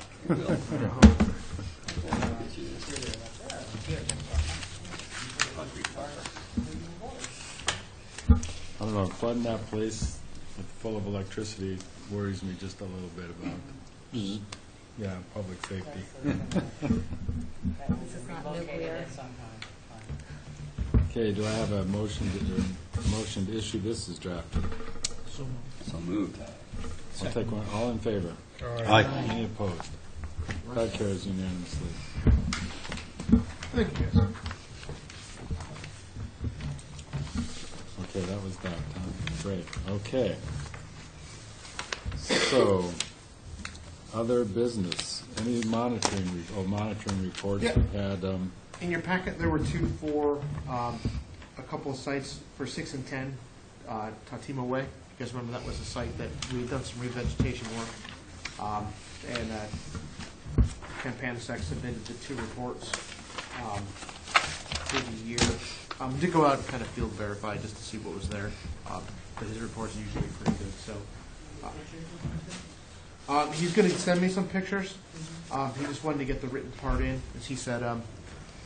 It was he wrote the second one during the last set of rainy storms. He said he owed me some pictures, but he wanted to at least get the written part in. And we'll follow up. We actually looked at the order. We actually didn't require photos for that one, but he's still going to submit them. So we'll get those caught up. But it looks really nice. Again, that's there. And then he owes us. The one thing I do like about the reports that he puts together, he always numbers them for the 3-year period. So he still owes us 4, 5, and 6. So we have 3 more. So we have a spring, a fall, and a spring yet to come. But if anyone has any comments, I mean, you certainly don't have to discuss them or accept them or do anything. I've just been trying to, when they come in. No, it's good to see them, see what people Get are those in front of people. Or if there are comments for, if they're looking for more or less information, we can kind of refine how we request things. So we at least include them. Well, if there's no comments on those, we'll go to approval of minutes, which we have for December 3rd. And unless I hear an objection, we'll approve those by unanimous consent. Abstain. Okay. I need to abstain from that. He wasn't here. I'll second that. Did you get a motion? I'm sorry. No, I'm just going to do it by unanimous consent. Okay, so there's no objection. We'll just approve those minutes by unanimous consent. Reports, CPC. We're a little ahead of the Board of Selectmen on that stuff. Can't find any selectmen minutes for the last year and a half. We did get a pretty good behind for a while, so. Yeah. Pam, do you have anything? Nothing to report today. Okay. Andy, NPDC. Nothing to report. Okay, mosquito control. We had a meeting the other day. We're getting appointed by the state, but we have to sit in the CBDs and explain why we love mosquitoes and why we're, anyway, it's kind of silly, but we have an official phone call in January with the state to review us before they certify us. Other than that, nothing. Anything else from anybody? There was they changed that meeting for tonight on changes in the draft regs for harbor, some of which we might have commented on if they were voted. Okay. Commissioners comment. Oh, sorry. Oh, no, go ahead. That was still kind of the hot topic. I know it's the intention now after kind of the excitement stirred by those draft regulations to put together a little work group of people to work on those regulations. And currently right now we don't actually have a harbor plan implementation committee or a shellfish management plan implementation committee. I didn't know if anyone here was interested in representing this board, as some of the things or mooring changes or mooring types that are there are kind of directly relevant to some of the impacts that we protect against. If someone here is interested, or I'll throw the commission's hat in the ring as far as having a participant from the board that can kind of, in lieu of harbor plan and shellfish management plan, kind of do some of that review. Because I haven't seen what the makeup of that work group is going to be yet. But Who's going to choose that? that's an excellent question. But I think if I offered to, but man, Sarah's volunteer. I mean, if it's going to be an open meeting, I'll probably go to it anyway. Yeah, If it's but for a work group. it's something that, if I know that you guys are interested as a board, I'll definitely. I feel like I can throw the commission's hat into the ring, and they'll probably at Yeah, least so select we've got a one. couple who are interested. We should, yeah. Okay. Some of the, because there was so many rumors about the whole thing, everybody got, it was like kicking the wasp nest. And actually, some of the regulation proposals are pretty good, I think, and fair. It's just nobody saw it because nobody was given it. We have an open Concom permit for Great Harbor Yacht Club for replacing gills and moorings, so that we're looking at monitoring reports, so that should be included in the. Anything like that, right? Okay, commissioners' comments. Anybody have anything they want to bring up? I'll just say that the pumpkin pond at the mitigation area for the bike path is really full of water. Yeah, it's unbelievable. I've never seen that much water in there ever. Yeah, so was in my basement last Yeah. week. Well, I guess like island-wide, we can get like a lot of calls and a lot of stop-ins and a lot of people coming in about projects that, you know, there's a project that's 200 yards down the way and people have water in their yard all of a sudden. And It's a wetland. it's from, you know, this project clearly put all this water in my yard and it's more a Not lot to of. mention that 10 inches of rain in the last 3 weeks. Exactly. So we've been seeing a lot of that. I think it's kind of interesting because I think there's probably a lot of areas that are probably technically isolated land subject to flooding Yeah. that haven't necessarily been picked up before because no one has seen them inundated with water. So Quite this much, yeah, this is quite an unusual. well, we are definitely not at a Loosen deficit up all the anymore. tree roots now for the winter storms. Okay, so, Mr. Administrator, do you have anything else? I do. I have one thing that's important, and then one thing that's not quite as important. We did kind of hear down the food chain today a little bit that, and this is why this is important, that I believe we're going to get the determination from DEP on the appeal of the GO2 project by the end of this week. Any rumors on which way it's going? I mean, did they give you a No, hint? I have no idea. I will say that the reason why it's important is because obviously this is a decision that the commission made, and it could come out one of two ways. It can either be something that overturns the decision or upholds the decision. If it's an overturning, the commission may be posed with the choice of continuing or to appeal that decision as a board itself, and there's a 10-day window to do it. I bring it up because if it comes up Friday, obviously next week, I know I'm not even on island next week, and no one probably wants to deal with that on Christmas. But that week after, if that's a decision that you guys want to discuss, I'll put some of the wheels in motion to maybe find a date that week afterwards to at least decide or at least get that decision in front of you. Obviously, if it's an upholding of 10 your calendar decision. days or 10? 10 Because then business we're like days. on New Year's. With 10 days, holidays don't count. So Yes. it's like working days. So Christmas wouldn't count as part of the 10. Or New Year's Day. So there's enough time. Yeah.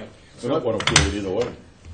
Yeah, you, exactly. I just wanted to be sure you guys are aware that that's coming, so check your email, because as soon as I get it, I was I'll gonna pass say, it along. pass it along. Absolutely. And What any do you think comments, about it? just send to Jeff, don't hit reply to all. Yes, do not hit reply to all. Send them directly to me, and I can distribute them out.